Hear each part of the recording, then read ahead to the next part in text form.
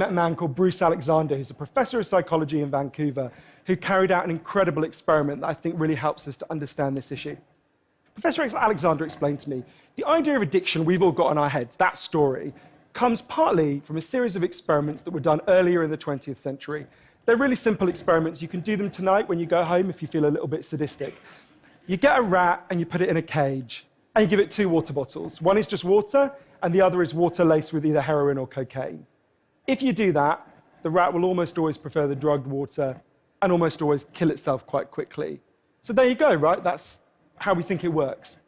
In the 70s, Professor Alexander comes along and he looks at this experiment and he noticed something. He said, we're putting the rat in an empty cage. It's got nothing to do except use these drugs. Let's try something a bit different.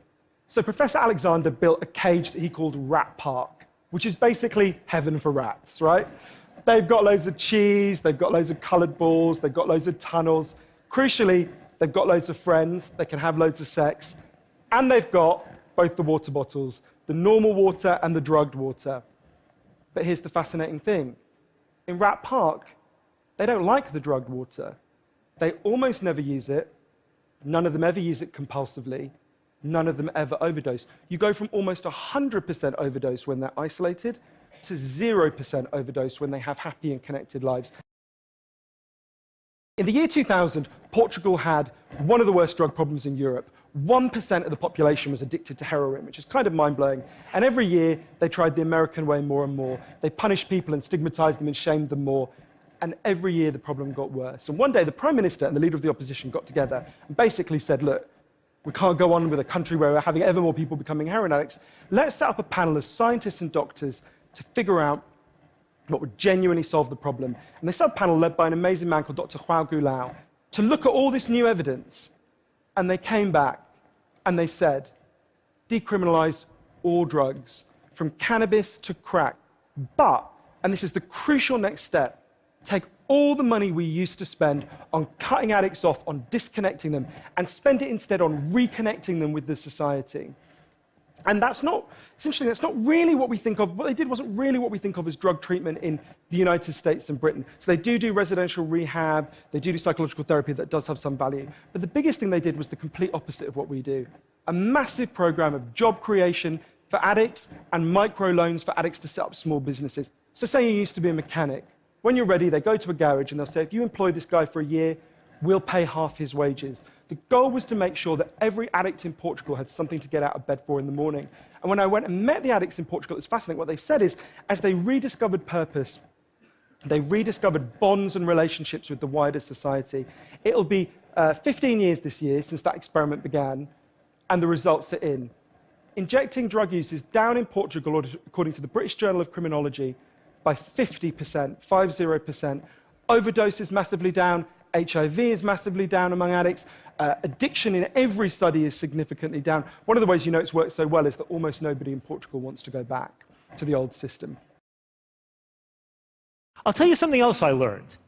That the reason some drugs are legal and others not has almost nothing to do with science or health or the relative risks of drugs, and almost everything to do with who uses and who is perceived to use particular drugs. You know, in the late 19th century, when most of the drugs that are now illegal were legal, the principal consumers of opiates in my country and others were middle-aged white women, using them to alleviate aches and pains when few other analgesics were available. And nobody thought about criminalizing it back then because nobody wanted to put grandma behind bars.